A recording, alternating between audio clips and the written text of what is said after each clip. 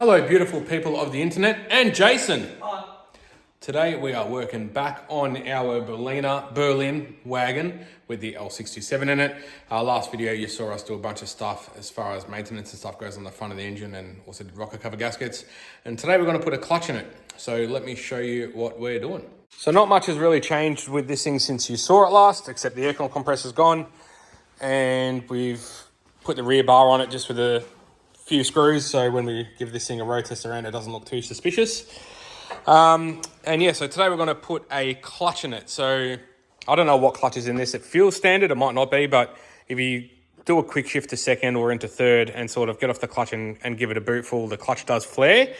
So yeah, we're going to do something about it. So we're basically going to be using a track-based Clutch Pro Extreme clutch. So this comes with a heavy-duty pressure plate. It's got a new flywheel. It's got a brass button clutch, still with a sprung center though, so hopefully it's not too much like an on and off switch. Probably is. Got some dowels for the back of the crank. L67s and auto Ecotecs do not have holes drilled in the back of the crank to locate the flywheel on. You can sometimes get away with not using the dowel pins.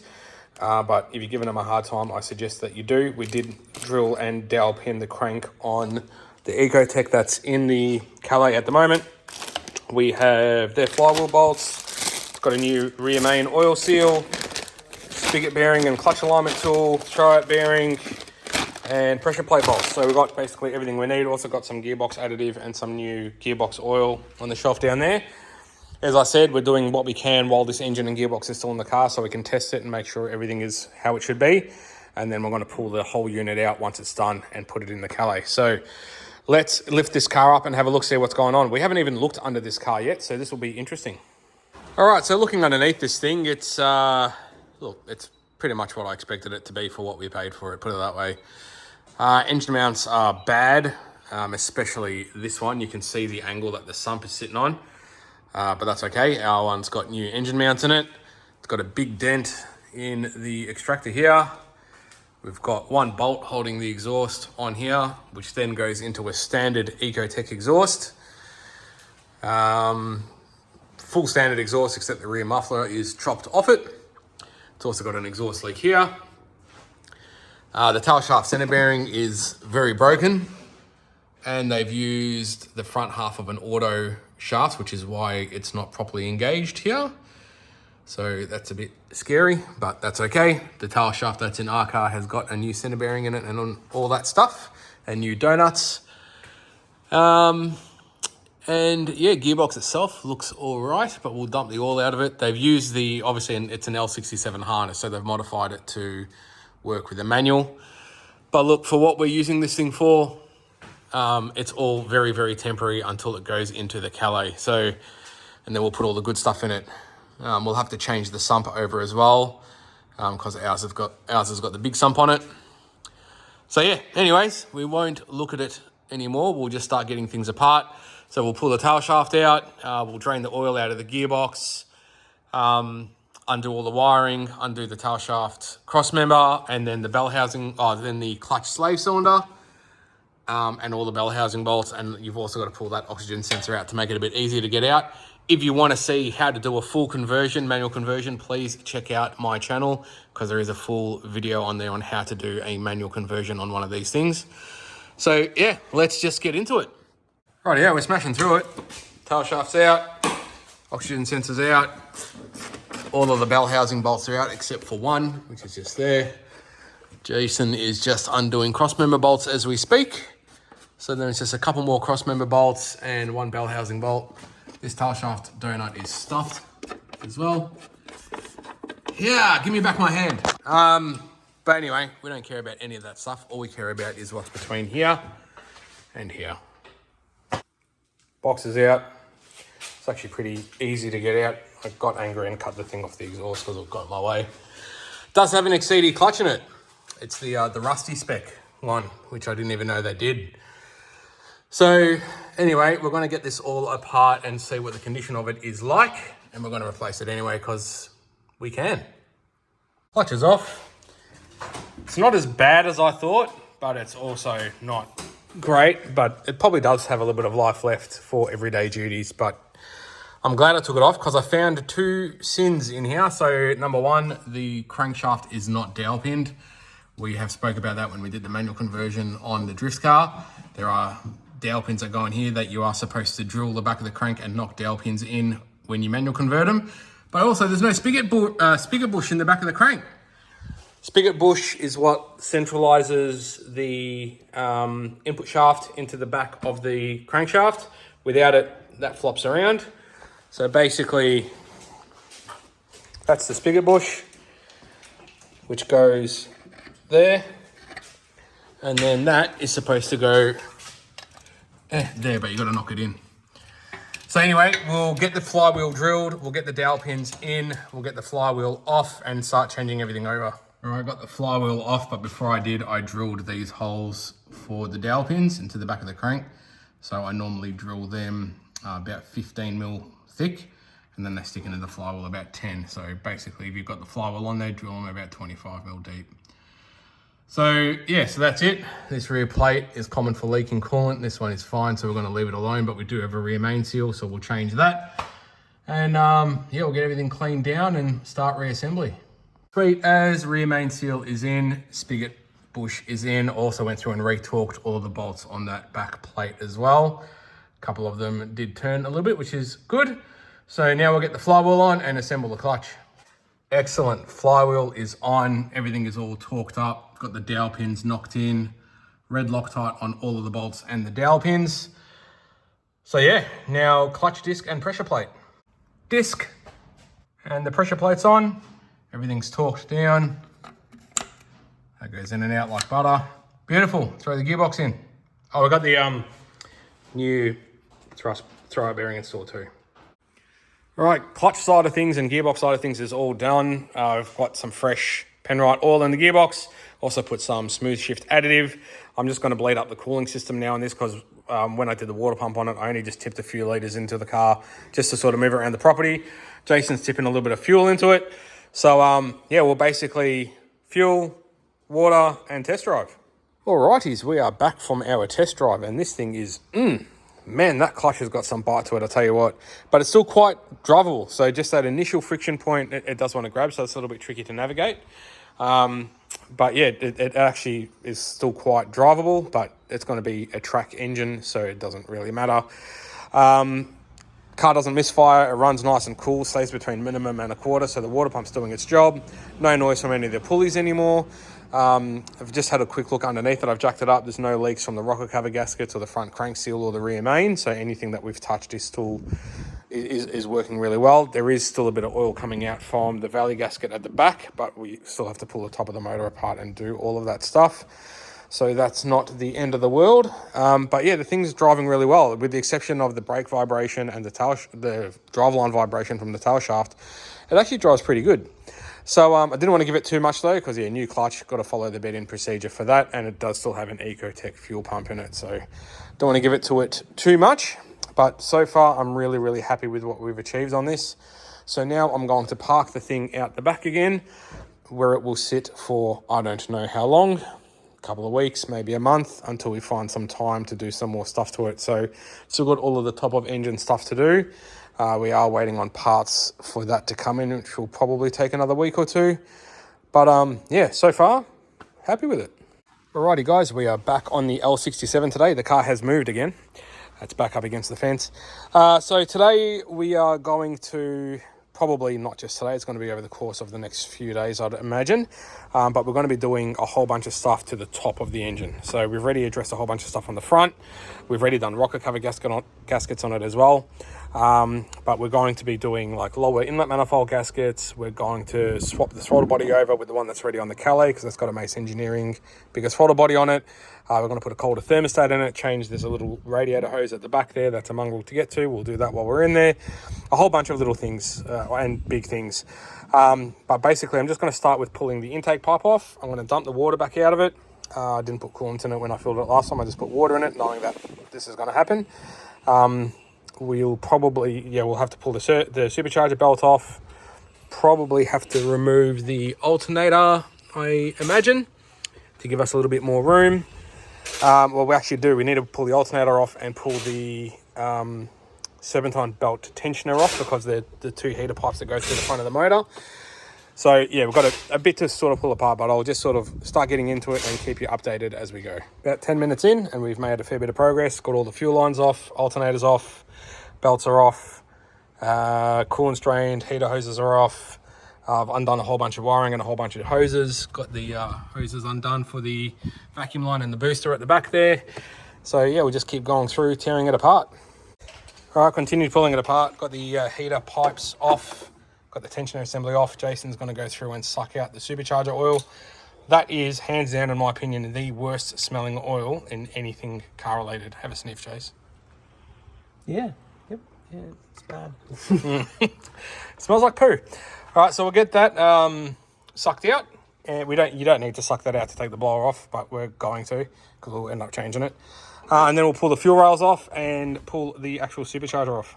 All right, got it pulled apart enough to the point where we can pull the supercharger off. So we'll just go through and undo all of these 10mm bolts that hold it all down, and then we can pull the whole thing off. Beautiful, supercharger is off. Parts of the gasket are in my hand. Jason is going through and taking the throttle body off this thing, because we're going to, as I said before, we're going to swap it with the bigger one that's on the Calais. So we'll put that one that's currently on the Calais on it, and then obviously bring that one over. So that's bigger. So now we can go through and pull this inlet manifold off and the thermostat out. So this is the hose I was telling you about before. That's a mongrel to get to. Sorry, I did not mean to give you all the finger just then. So yeah, we'll change that hose. We're going to put a colder thermostat in it, and then yeah, we'll pull the manifold as well and start getting about doing these lower inlet manifold gaskets. Alrighty, more progress has been made. So the inlet manifold is off. It is running the plastic inlet manifold gaskets, which we are going to change to the Mace Engineering aluminium ones. It looks like they have been done before, but it was leaking at the back of the bell housing here. At the back of the valley over the bell housing, which I've already cleaned up. The coolant temperature sensor is broken, so that was just sort of sitting together with hopes and dreams. So we'll have to get another coolant temp sensor for it. The inlet manifold is sitting over here. So that's that. There's the bigger throttle body off the Ecotec, which is going to go on here. So Jason's just in the process of swapping that over at the moment. So we're going to do a couple of things to this, but I'm going to get some parts out and show you what we're doing. All right, so here's what we are doing. Got a new elbow hose that goes on here. When these fail, they suck to change when all of this is in the car, so we're going to do that. We've got a colder thermostat for it. This is a 82 degree thermostat down from the 90, I think it's a 94 standard. We've got some O-rings for the heater pipes. We've got the thermostat gasket. There's the throttle body, as we said before, that Jason's swapping over. We also have some throttle body gaskets. Jace, you'll need that to slap it onto the eco motor. We also have some Mace Engineering aluminium lower inlet manifold gaskets. We've got some MLS multi-layer steel exhaust manifold gaskets, which will go on later. Got some new supercharger oil, and we've also got a supercharger spacer. So we've got a gasket here, the spacer, we've got another gasket around the other side. This has been cut out. I just did that just before. This is known as porting. So what you basically do is you open up the inlet manifold, so sort of cut it through here, through that hole up to the bypass, and then you sort of come back down through here. This is a modification that you do if you are going to intercool the motor to make the most advantage of the opening. We are not going to be putting an intercooler on this yet, but we are going to port it while we've got it off, so that way it's done. And we're going to, obviously we've cut out the spacer to suit as well, and we've also cut out the gasket to suit.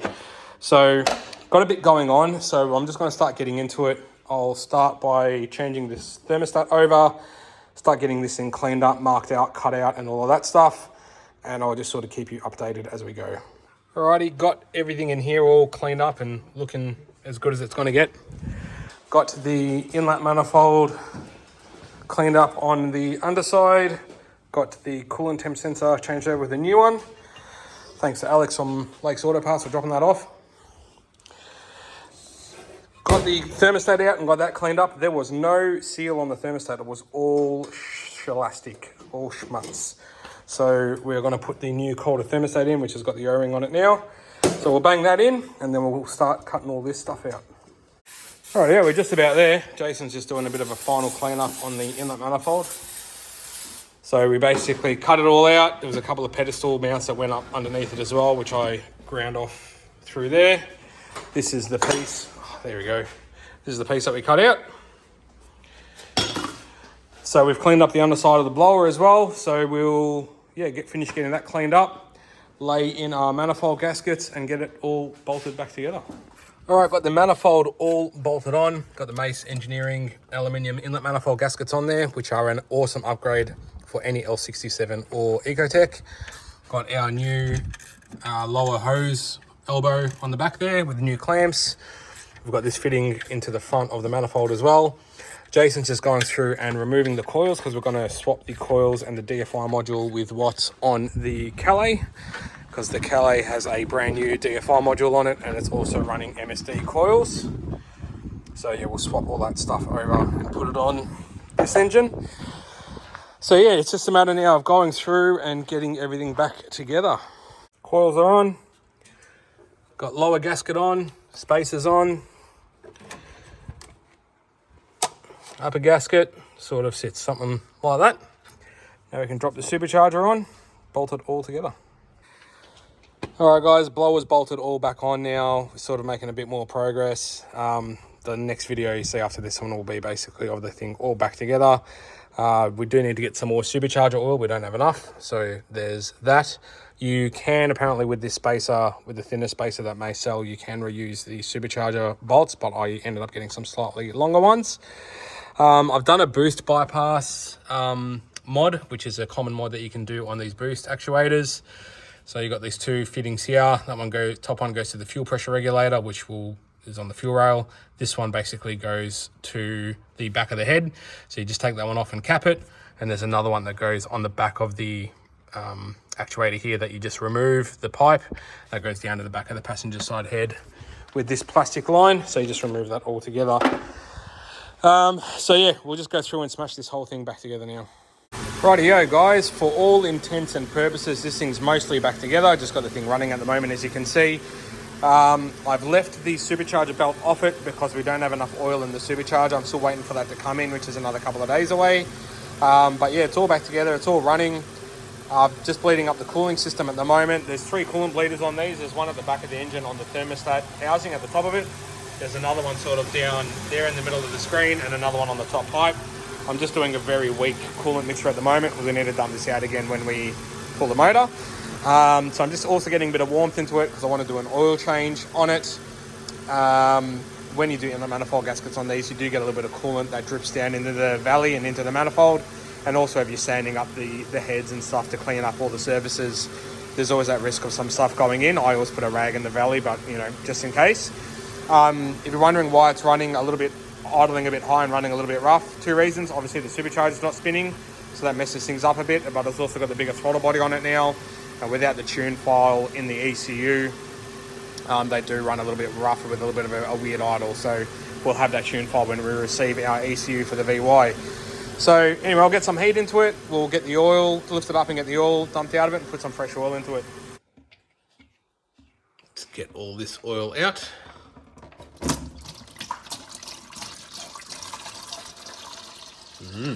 Yuck.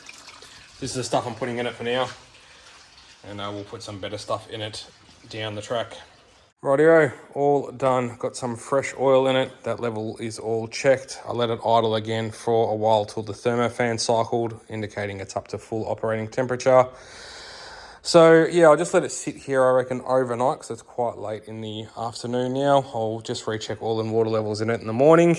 And then in a couple of days' time, when that supercharger oil gets in, we'll fill it up, throw the supercharger belt back on, and yeah, we'll take it for a bit of a run.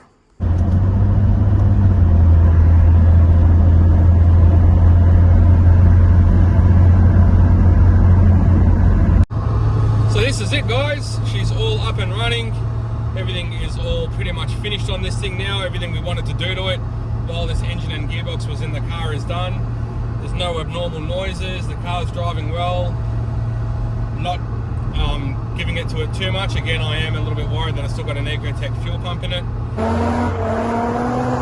But yeah, it's driving really, really well. So the next time you see this car, we will be pulling the motor and gearbox out of it and pulling the motor and gearbox out of the Calais to do the big exchange.